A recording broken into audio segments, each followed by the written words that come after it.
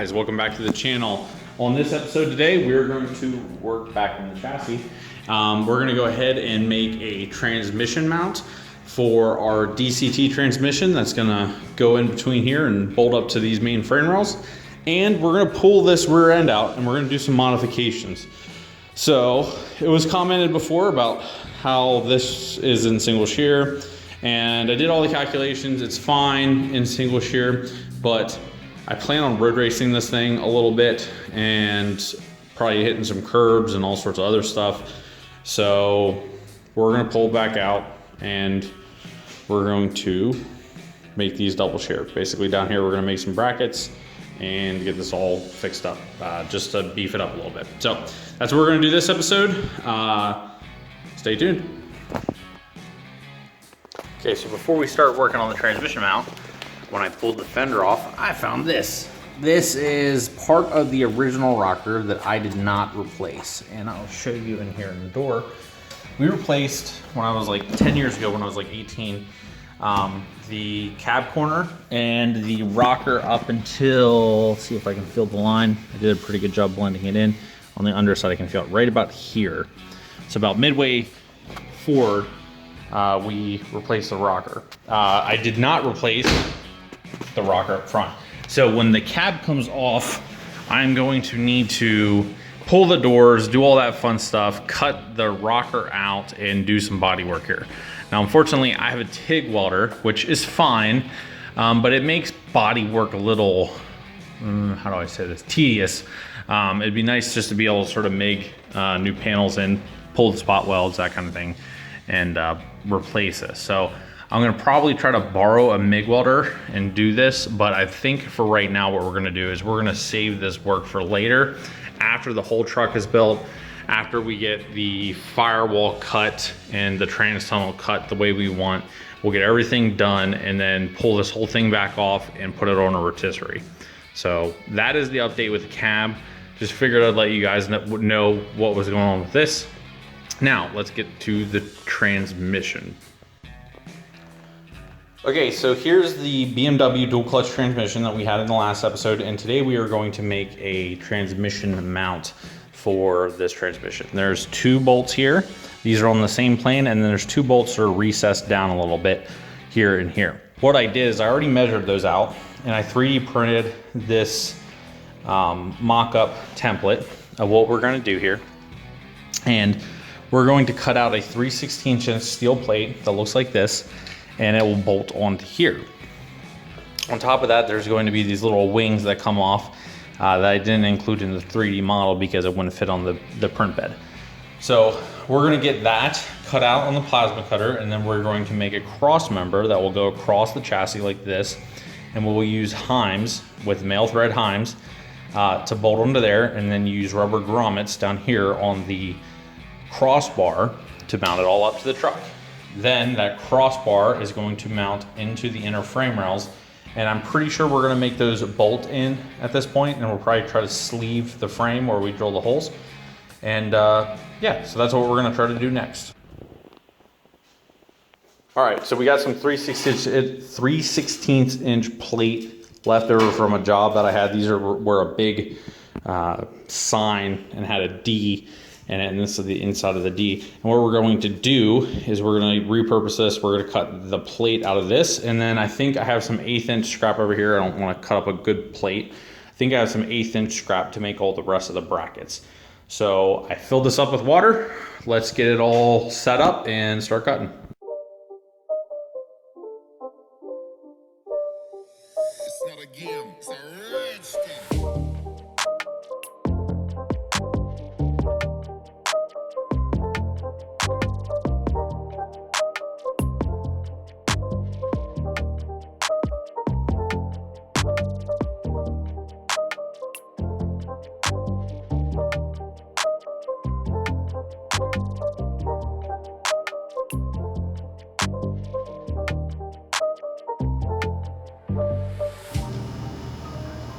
Okay, so here's our adapter plate that's going to be bolted to the transmission, and then we have these ends. These will get bolted to the chassis. So basically what we'll have is these with a tube, a 1 1/4 inch tube welded to those plates.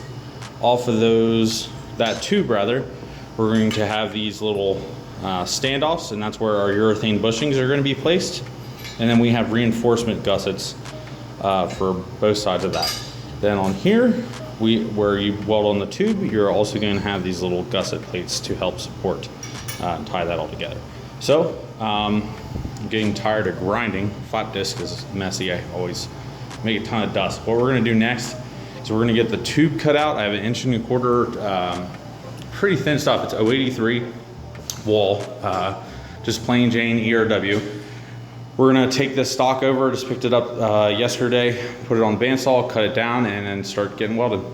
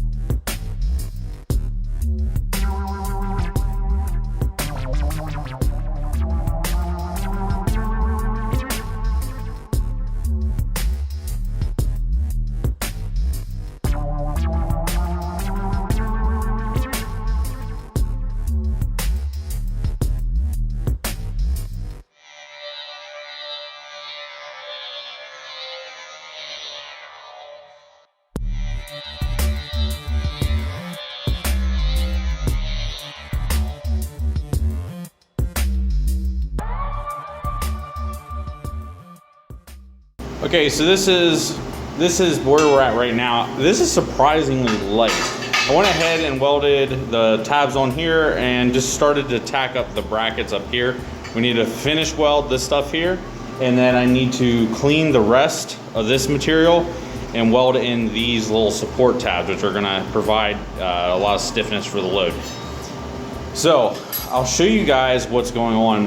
One thing that I've noticed is that even though, so like I clean this material off, ground it back, and when I flip it over, even though I ground the side out, I get a lot of precipitation on the surface, like the slag. And I think what's happening is when I'm burning through the backside, I'm releasing contaminants from the edge of the weld, or from the edge of the material, and it's depositing it on the inside. And then when I weld, it's precipitating out on the surface. So something that I need to work on, get that ground a little bit cleaner. I'm not worried about the strength of these components, because relatively speaking, this is relatively low load. But it's just something to be aware of. I haven't had any of the problems with that on the chassis or any of the welding here, because everything's been cold rolled, like tube, and the CNC bent stuff's all cold rolled, so you don't have those kind of problems.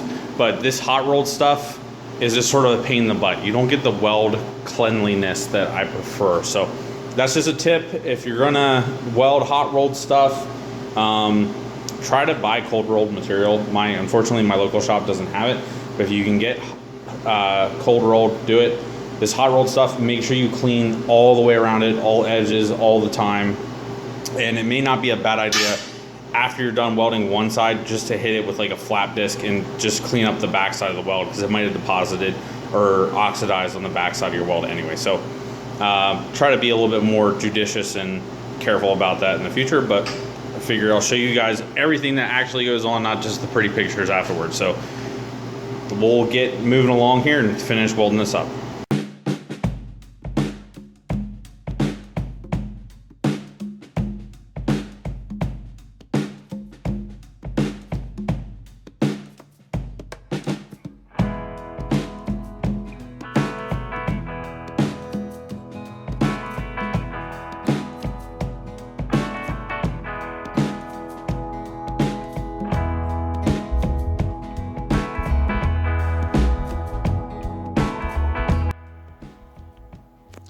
Okay, so what we got is this all welded up, but what happened was it bowed a little bit that direction from the heat. So what I need to do is sort of try to press this back. I got some V-blocks coming, and we're going to try to tweak this back once those come in on the press. We're gonna use a press, try to put a little back bow in it.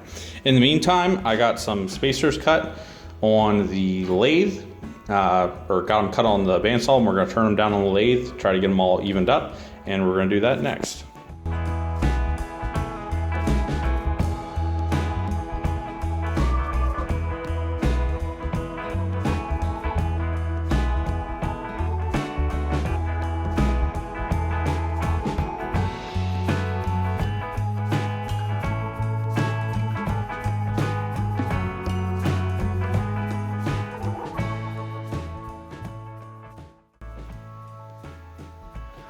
Okay, so that looks like it's gonna work.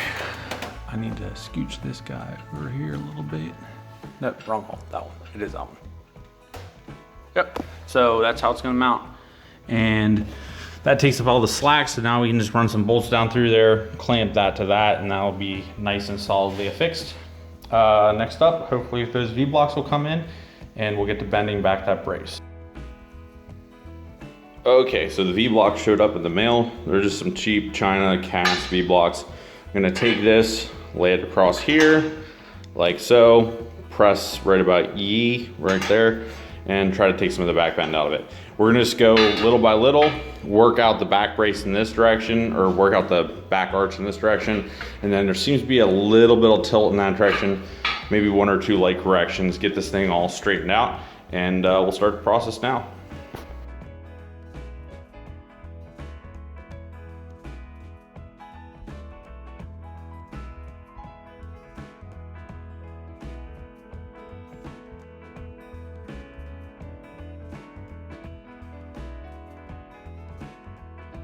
Boom. So just like that, we are straight across the back, which is good. So if you look really close, you can see slight deformations of the tube where it pressed. Ideally, if I were gonna do that, I'd get like a little block or something that was like a half moon shape, and it sort of cup the whole diameter, or half the diameter, and then you can sort of press down on it and get a little bit better dispersion of the forts on there, but you are not gonna notice that once it's powder coated. So we are in good shape, and I put it between the truck and everything looks pretty good. So we're probably got about a 1/16 of clearance on that side, but now we're centered up much better, and I don't have that angle that, I mean, it was pretty dramatic before. So press it out, V-blocks work great. That's a good way to do it. If you're gonna do this, the only recommendation I'd make is either get a third V-block to put right on the press, which would be the ideal situation, but I only have two, or even better would be like a half moon shaped die, but I don't have anything like that. So there you go, on to the next thing. So the next thing, we're gonna get this table cleaned up again, we're gonna get the plasma going, and we are going to start working on the stuff for the 3-link brackets on the rear.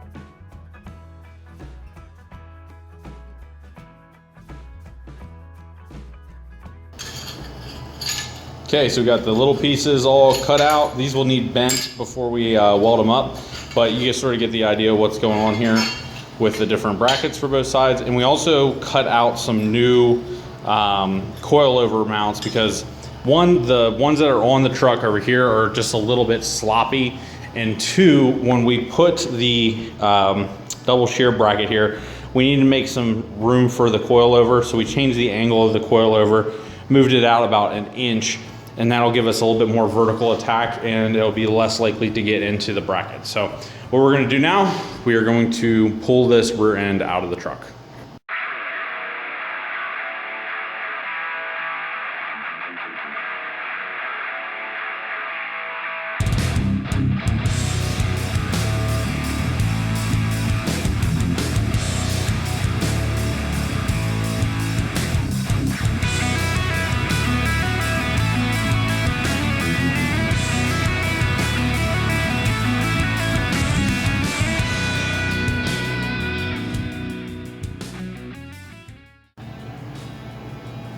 Okay guys, so we got this stuff all ground down, ready to weld. This piece needs bent yet. This is ready to weld. So we're gonna go ahead, bend this up, start tacking everything in place, and yeah, we're gonna burn it in pretty quick.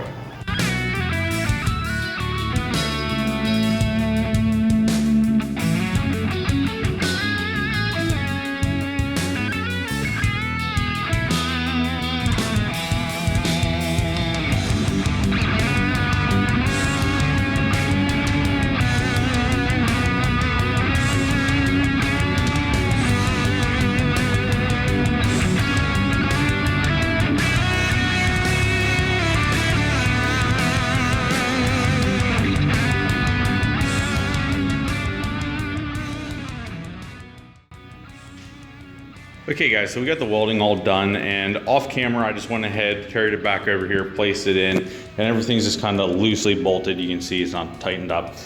So turned out pretty good. We got the double shear joints now here for the coilovers, same for the pan hard bar over there.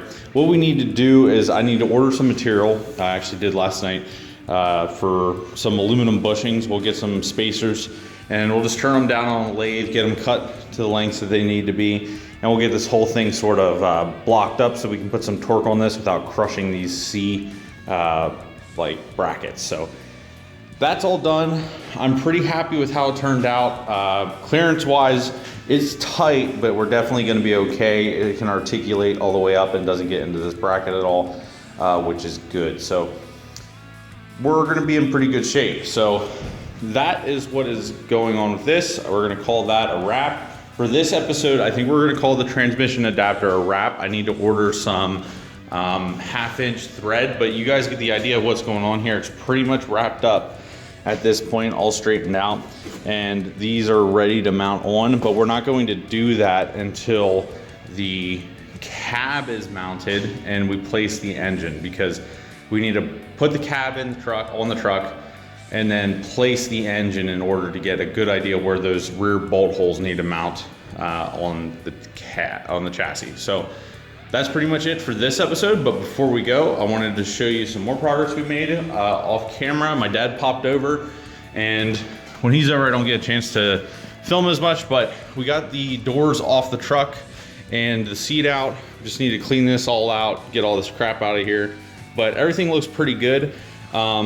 We are going to need to replace these bushings. They have a little bit of an oval to them from just wear. And then we need to do the same thing on the other side. And one of the pins as well, the door, I don't know what you call this. It's like a tensioner that rides on a cam follower. That on the other side is busted. It's like bent over. So when you open that door and shut that door on the other side, you get like a popping noise. So we'll get this all fixed up. We'll get these trued up. And that way, when we go and start doing our cab corners, we have the right body lines on the truck, and you know, everything's going to be the way it's going to be in the final position. You want to do the door pins first, then put your doors back on, then get your body lines all suited up, fixed up. So that one good, but I'll show you guys another toy that we got in just a sec. So what we got here is we have our new dry sump pump. So this is a new to me used pump. It's a NASCAR takeoff. They're pretty popular. You can find them on eBay. This particular one is a Weiss 5-stage, a Frank Weiss 5-stage. This particular pump, I'm pretty sure Frank Weiss no longer makes. He sold to somebody else. It's like, I think it's Precision Racing Components. There's a company now that makes these dry sumps with the same design. But you can still get parts for them, I learned last night. So that's good. I had this apart. We got it cleaned up. Turns over great. You can see here everything's nice and smooth, but when I disassembled it, I dropped 2 of the Woodruff keys out of the thing, so I have an order of Woodruff keys coming for it, and we'll get it all fixed up. It did come with a lot of nice parts. He's got all the Wiggins fittings on it for the scavenge lines, and these are all filtered scavenge sections, which are super nice. But unfortunately, I don't think I'm going to use the majority of this stuff because I want to try to stick to AN fittings just from a cost. I can basically replace all this stuff with AN fittings and new hose for the cost of what it would take to take this Wiggins stuff and just buy a couple clamps. So Wiggins fittings are nice, but if you don't need to take things apart like rapidly without tools, there's not a whole lot of point to it. AN fittings are tight and nice, so we don't need to go that route. But in the future episode, you're going to see me modifying some of these lines here that mount onto this unit, and we're going to cut off some of these Wiggins connections, and we are going to weld on AN connections. They did a nice job. It's beautiful work. It's good to go, but it's just not going to be what we're going to use. We're going to cut all this stuff off here, just nip that guy off, maybe even just weld it right to the end, and then we're going to install AN fittings because that's what we're going to do. So in the meantime, I am working on getting some brackets modeled up in CAD, just to sort of see where it's going to fit on the side of the motor. And then once those are mocked up in a 3D print, we'll go ahead and try to make them out of aluminum and then go from there. But that's it for this episode, guys. I appreciate you guys tuning in, checking out, see the progress that we have going on. And until next time, have a good day.